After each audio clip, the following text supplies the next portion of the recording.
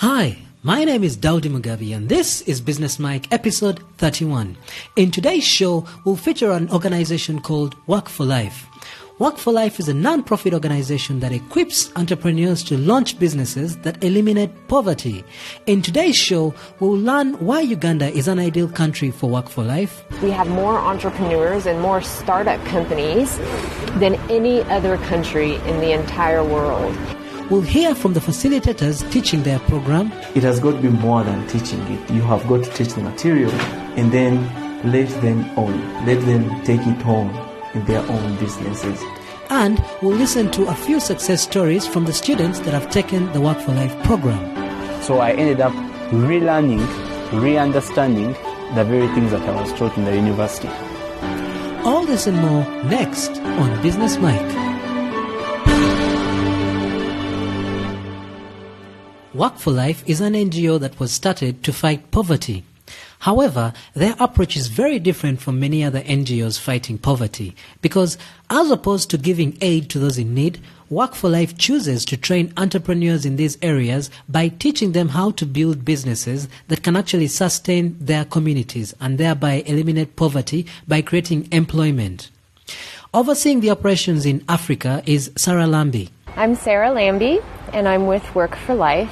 Here she is explaining how Work for Life started. Work for Life started about 6 years ago when business leaders recognized a need to train people in developing nations how to run sustainable businesses. Essentially, they worked and mentored students coming out of university with pretty, good degrees, fairly good educations.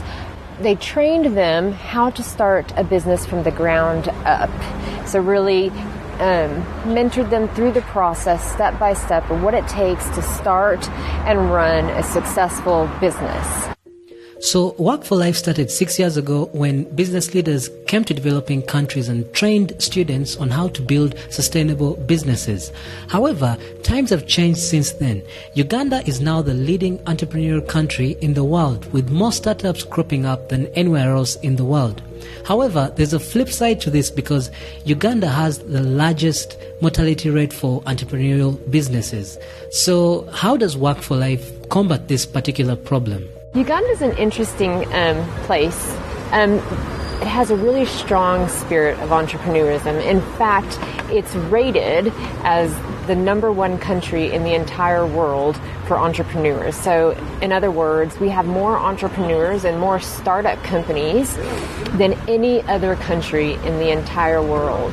Yet, we have one of the highest business failure rates in the world as well. So, through Work for Life, we're hoping to address those issues that are behind the business failures.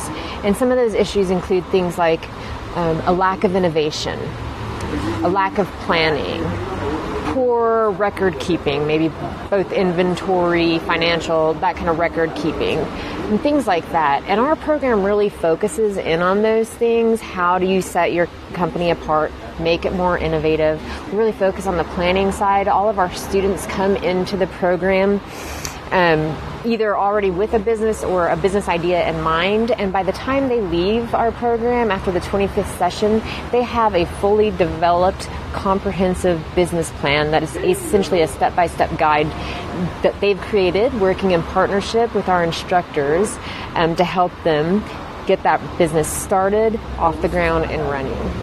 Work for Life is combating the high mortality rate of businesses in Uganda by creating a program that actually helps entrepreneurs learn step by step how to build a sustainable and profitable business over a long period of time. One of the ways they're doing this is by using facilitators who've built successful businesses in Uganda. One of those facilitators is Francis. My name is Francis Lubula. I am the general manager and partner at Rocket Products Limited. We deal in branded merchandise, promotional items, corporate gifts. What would you say are some of the causes for businesses in Uganda failing at an extremely high rate? That's a great question because if you look at statistics, I'm sure you know this already, Uganda has businesses cropping up every day. The rate is high. if you also consider, like you say, the mortality rates for these businesses is high. And from my experience, what I'm seeing and what I'm hearing from my students and from my own experiences of businesses I've done and have failed, one of the largest reasons is a severe lack of, entrepreneurial skills, business education. The other biggest problem is that we often tend to go into these businesses because someone is doing it, without really, this business owner or whoever is dreaming or thinking of this idea really having to look into the details of the business. They think because somebody was able to build a house, to buy a car, to do whatever they wanted from doing business X, they think they will do the same because they have a bit of capital, without going into the details of what does the competition look like, what actually goes into making that business a reality, what goes into make it happen.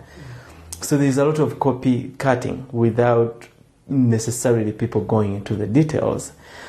And then the other one, I would say, which is more on the socio-political side, is the economic environment itself in Uganda does not necessarily, support some of these businesses to exist, because, somebody has very limited capital, but then the amount of money required to, have them licensed is too much. So as a result, people take the risk and go into it without necessarily having the right, licensing, without having the right, mandatory statutory requirements met. And as a result, for instance, if KCCA closes you tomorrow because you don't have a trade license, it doesn't matter how much capital you put in. So we have that problem as well. So basically, to summarize them, I would say the business or entrepreneurship education is not easily accessible to many of these people. And also, for those who access it, it's more on the theoretical side as opposed to the practical side. Then the other one would be there's a lot of, copycat in businesses. So people never go into the details of what is required to make it a success or happen. And then the other one again is the economic environment itself doesn't necessarily allow some of the businesses to thrive. There are a few fascinating case studies in Uganda, particularly the Chikubo guys downtown. These are guys who haven't had formal education or business training, but for one reason or another, a good number of them tend to do relatively well compared to people who've gone to school and had a good education. What do you think sometimes causes that gap in people having successful businesses without necessarily the proper training? That's a very great observation, and I have friends that have done very well, and their level of education is almost zero. So these are people who go into it carefully. They have everything to lose. So rather than cropping up a shop in downtown Chikubo one morning, they take their time to study existing businesses. This is one of the aspects we look at when we are strategizing for our businesses, and Work for Life stresses the same in one of the sessions about strategy. It is critical that businessmen and women, even aspiring ones, look at current businesses as benchmarks. So these uneducated women and men go into it really with their homework done nicely. So, and then they recognize they don't have that formal education, so they yearn to learn every day. They yearn to better themselves every day, which sometimes people who have been to school have that arrogancy that they know it all. They have had a business class, they have gone through, they have an MBA or whatever it is, that they don't need that learning from others, which is wrong. I have seen a few of my own cousins in Chikubo downtown do extremely well, better than me, who has actually had the formal education, because they're very careful. They're very frugal with their money, like any investors should be. Though that tends not to be the case with some people. So I would say partially that's why they are, doing a lot better down there, much as they don't have the formal education. Currently, all the facilitators for Work for Life programs are local entrepreneurs. This is a setup that's completely different from the one put in place 6 years ago when Work for Life originally started. So why is there a difference, and why have they made this change? Sarah Lambi explains. Initially, we had teams of business leaders from the U.S. coming over, but we've been really blessed throughout this process in that as we trained up entrepreneurs, we were able to bring them on board as trainers for us. So right now, we actually have all local entrepreneurs, very successful entrepreneurs who are serving as our Work for Life instructors with our location partners both here in Kampala, in Jinja, and also in Nairobi. You really need to understand the business environment that you're working in and the cultural nuances of every, not even country, but area and region that you're working within. And as much expertise as a business leader from America or Europe can bring, they can't fully grasp and understand how things work in a more cultural and social context. And so for us, that's a very important part, and we see that as critical to the success of your business. And so it's important for us to have the local entrepreneurs on board and teaching, because they understand truly the hurdles and the challenges that a business person is going to face much better than we could from the outside. All right, so Work for Life uses the experience of local facilitators to train and teach aspiring entrepreneurs within their communities how to build sustainable businesses, because the local facilitators have the experience and know how to navigate the environment within those communities. But how exactly do they do this, and how do they teach the program? What exactly goes on in this training? Here's Francis. What Work for Life is doing in terms of equipping entrepreneurs is equipping them with the practical basics.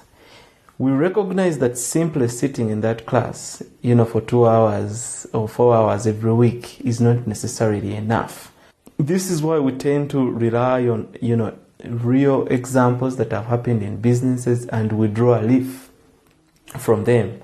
We learn from, their mistakes, what could have been done differently. So again, what Work for Life is doing is equipping entrepreneurs and aspiring businessmen and women with the basics. For instance, when it comes to strategy, we really delve deep into what strategizing for the business means. When we go into marketing, we talk about what marketing means. And we do role plays in these classes just to see how we'd be able to sell maybe a pair of jeans or whatever it is. And then we teach them finance. You'll find there's a lot of traders here in Uganda. They are good at marketing, but finance is terrible. So an aspect of the Work for Life curriculum, one of the aspects is the finance model, the profit model. We stress that a lot because it's easy for a banana trader to think that, because they have closed the day with 100,000, they have made money. I have seen this happen in the villages. I've seen this happen here in Kampala. So we stress the importance of proper, bookkeeping, tracking our finances. How do we know we are making a profit? Just a review of our books every day, and then incrementally growing our business, as opposed to, going into it head on from day one. What if it fails? So Work for Life teaches the strategy. Work for Life, takes those baby steps with these aspiring entrepreneurs who choose to take the class. And bottom line is we, guide them through a business plan. And basically, we hope and we think, and I think we know by the time they leave the program, they are well equipped. And we've followed some of them. Personally, I know a few people from my previous classes who have started businesses who seem to be doing okay. There are a few whose businesses have failed, just like anyone who didn't, go through the curriculum. But at the same time, they have not, fallen flat on their back. They're picking themselves up and revisiting the material and seeing where did they go wrong, what can they do better. So that's what Work for Life is doing, equipping them with those skills they need to go and not only survive, but for their businesses to thrive. Okay, so the students taking the Work for Life program are benefiting greatly. But what about the facilitators? Apart from being paid, how else do they benefit by being facilitators and being part of Work for Life? Here's Francis. I tell you, when I read through the material the first time prior to, getting the job, and every time I read through it prior to teaching my students, there will always be that one or two things that, catch me. And when I go into the class, because some of my classes have students who currently run their own businesses, So when you go and they share their experiences with you, you learn something. You learn from a mistake they have made. And every time I teach, I tend to give examples from my own, line of business. And, it helps me look at it from a fresh set of eyes. When the students actually turn around and, they advise me on what, should have been done in such a case. So that's the kind of impact Work for Life is having on me. It's easy to say or to think that, I have nothing to benefit from the students. For me, that is not the case. There's always one or two more things to learn every day, that I teach this class. What has been your experience as a facilitator, and what changes have you seen in the community by training some of these people and taking them through the program? What impact has that had, and are there any success stories you'd like to share with us? My experience as a facilitator has, been positive, generally, to be honest. One is I'm having to make an impact on these people's businesses, on these people's lives as a whole. Because what we are looking for is a livelihood. And I will stress the word thriving as opposed to surviving. We are teaching aspiring entrepreneurs to thrive through their own businesses. My experience has been that, sometimes even what I think is basic knowledge, my students do not know it. They don't consider it as basic knowledge. So it is always good, to see their eyes wide open, to see that light upstairs going off. And then when I tend to have, at the moment with my class at Calvary Chapel, I tend to, leave a few minutes in class every day for students, particularly those who have current businesses, just to share how, their day went at the business. And I'm seeing the impact this is making. I'll draw particular emphasis on finance. Those particular sessions on finance are having what I call a wow factor. That people certainly take a step back and they know this is the reason why the business has not been growing. One, that we've not been reinvesting the money properly. They have been making the money, just not reinvesting it properly. Or not even being able to follow up and track how is the money being spent, where is the money being spent. Now, granted, these are small businesses. These are not big businesses. So when you teach them how this is supposed to be done, and then you let them own it, that's been my experience. That, it has got to be more than teaching it. You have got to teach the material and then let them own it. Let them take it on in their own businesses. So that's where I'm seeing the success. One of the success stories from Work for Life is Edwin. I'm Edwin. I'm 23 years old. I work with a Clark Group for my formal employment. On the side, I also run my own business. It's a statistics consultancy. Opened it earlier on this year. I think it was around Feb. It's called Statis Initiative Limited. How did you discover Work for Life, and what drew you to Work for Life? I'm a member of Music for Life. It's an organization that provides education and training to African children. It's in a number of countries. So through Music for Life, which hosted the Work for Life teaching program that I attended, Sarah recommended that I actually attend it. She felt that for somebody who had interests like mine, it would go a very, very long way, considering I was already somehow business-oriented, like very many Ugandans. Yes, so with her invitation, I found it very hard to turn down. And there I was, ready to attend my first Work for Life training program. Edwin is a university graduate, and before joining Work for Life, he had a good understanding of how business works, having done a few courses in business here and there. So how does a program like Work for Life benefit him? How is this program different from anything he has done before? The curriculum was designed in such a way that they literally hold your hand and walk you through how to start a business practically.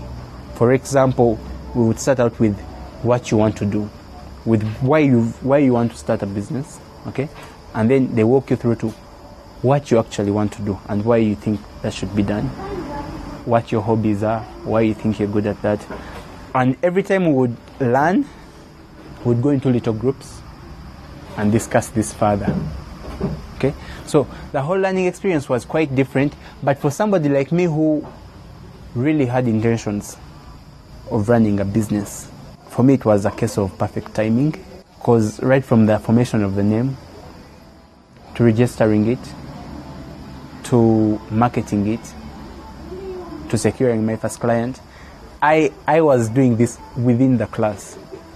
So unlike a number of different students, what we would learn today I would carry out that week and get done. So I would have practice on two fronts. And my experience with that was that that's the biggest difference between the learning. It's the biggest difference, because you become a doer and you're less theoretical.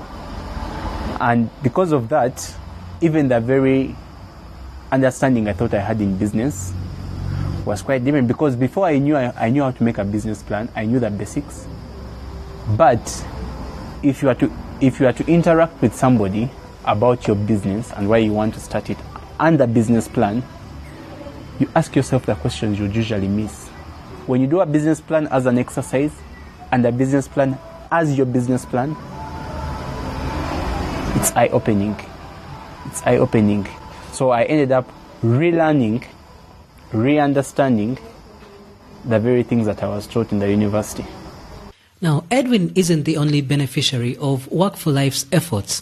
There are few more success stories, as Francis explains. I know of a lady who is, in the process of starting a school. She was in my Calvary Chapel class the other time. Dorothy wants to start a school in Mubende. She came to me and said, we have a lot of land. I'm a teacher, retired teacher, but I'm interested in working. She has visited me at my office, not once. Recently I met her in the interview just randomly. And, we were talking about her school. So she's getting it up. She has the business plan. We spent some good time going through her business plan. She's now going through the licensing process. It had not appeared to her all this work that needed to be done prior to starting a school. All she knew is that she had the land and she wanted to build a school without not really going into what it takes. So we had a chat in this very room here in my office, and she went away saying, this is the game plan. So for me, those are baby steps, but it gives me the courage to teach another class, to know that at least one or two or three or who knows how many have been impacted by the knowledge they have learned through Work for Life. I bet you the success stories are there, that, not that everyone comes back to share, their success with us. But bottom line, my experience has been is there is a lot of people that, yearn for this kind of knowledge. Maybe they just don't know how to, approach Work for Life or any other business institutes. But they are there who are making, tremendous mistakes that they could avoid by just one lecture or two.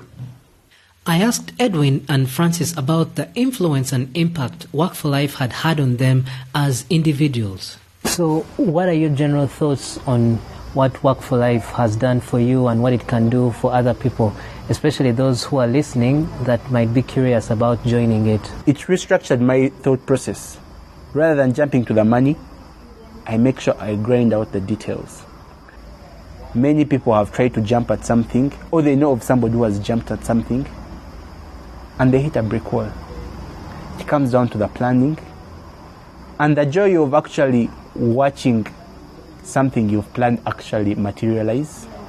It's priceless. It's priceless. To watch your business grow as you had planned is priceless. And then in terms of making decisions whether to get a loan or how to get money, people are always talking about capital. And in our lesson structure, the part of capital actually came way later on. Capital is only a small question of whether you can run a business. And it's very dangerous to think when you're having money in your hands, because everything seems possible, but you don't see through the end. So, because I know the biggest issues of people starting a business are either the capital or how to roll out, I know many of them will associate with me that if I've shaken their way of thinking just from listening to this, they would be very, very interested in going through our Work for Life program. The journey has been good for me. I have no regrets or reservations that, I took it on to, be a facilitator with Work for Life. It gives me a good feeling every time I'm with the students, or when they call after hours, or, even when the course is done, to still ask you, a few things. It's good. It's been a positive journey. I've met, Maurice and Ivan, other great facilitators. Every time, the three of us meet with, the program director, Sarah, it's always conversations that, are good. We tend to share how, their students are doing, how, my students are doing. So even in those meetings, I learn a thing or two from, Maurice or Ivan. So generally what I see as the future, I think I see Work for Life, I think has started something that, is bigger than, what we probably think of it at the moment. I think it's just a matter of time before people embrace it. And before people are able to see the difference between Work for Life, and any other business institute. So with programs that are changing entrepreneurs' lives and helping eliminate poverty in Uganda, how far has Work for Life spread its reach, and what are the future plans? Here is Sarah Lambi. We have an organization in Entebbe. We have a trainer, and we're starting programs right now in Jinja. And then we also have a trainer in Nairobi. We're hoping to expand soon into Rwanda as well as Zambia. We're specifically focused right now on sub-Saharan Africa and other developing nations where there's really strong entrepreneurial spirits like we see here in Uganda, and a desire. People really have a desire and actually need to start businesses because unemployment rates are so high. So we really want to hit those countries and those areas where there is a need for business development, and then grow from there. So we're even looking at India, the Caribbean, Haiti, places like that right now. The ultimate vision of Work for Life is to equip entrepreneurs to fight poverty. And it's like I said, it's about equipping entrepreneurs to start businesses that create jobs in community after community after community. What piece of advice, if you had only one to give, would you share with the people listening that want to start a business or who are doing a business? One thing I'll tell you, and I always begin this when I teach my classes, is don't let anyone tell you what you can or cannot do. As long as you feel it, as long as you believe in it, put it on paper and see how to make it a reality. There will be all those negative voices telling you, oh, you cannot do it, that requires too much money, you don't have it. My question is, has every successful businessman and woman started with millions and millions of dollars? Not really. Some have started small. If you read, those stories, they started small. So it all begins with a baby step. So do not let anyone tell you what you can or cannot do. With hundreds of NGOs sending aid to Africa, Work for Life has taken a unique approach which so far seems to be working. Well, there's definitely a need for aid in a lot of countries in a lot of different situations. But what happens after the aid, right? What happens after the sponsorship program ends and your education is finished at secondary school?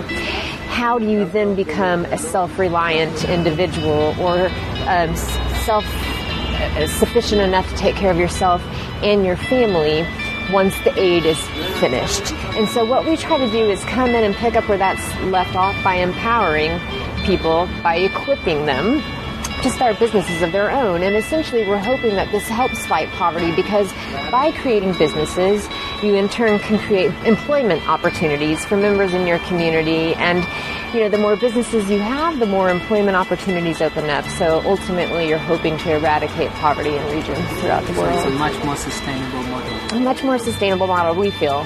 And it's working. Thank you so much for listening to Business Mike today. And if you'd like to listen to more episodes just like this one, simply go to businessmike.com. I would love to hear from you. So if you've got any questions or suggestions about the show, simply drop me an email at daudi@businessmike.com. Thanks again for listening, and until next Monday, take care.